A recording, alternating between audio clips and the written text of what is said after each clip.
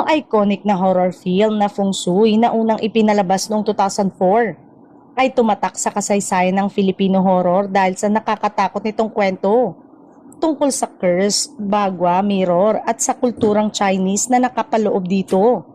Ito ang pelikulang nagpataas sa pangalan ni Chris Aquino bilang tinaguriang box office horror queen dahil sa tagumpay ng pelikula at tandang performance niya bilang si Joy Ramirez.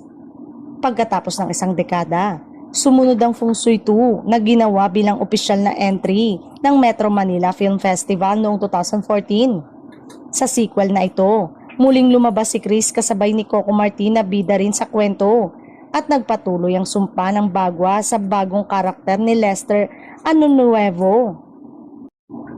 Sa paglipas ng mga taon, marami pa ring fans ang umaasang magkakaroon ng panibagong adaptation o serye na ipagpapatuloy ang legacy ng Feng Shui.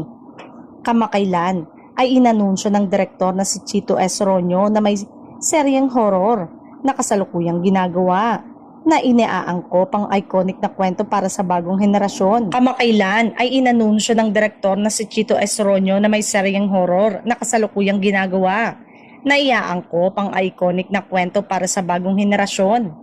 Sa ngayon ay wala pang opisyal na anunsyo kung sino ang mga artistang bibida sa bagong proyekto. Ayon sa panibagong balita, bagaman pinag-uusapan na ang serye, walang finale na cast ang ina-announce. Kaya't marami pa ring haka-haka online kung sino ang maaaring gumanap sa role na dating ginampanan ni Chris Aquino.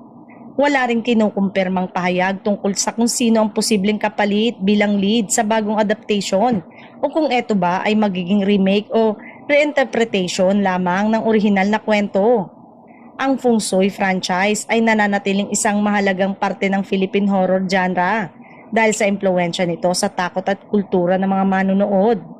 Kahit maraming taon na ang lumipas, hindi pa rin nawawala ang interes ng mga taghanga sa posibilidad ng bagong bersyon na may bagong cast at bagong interpretation ng sumpa ng Bagwa Mirror.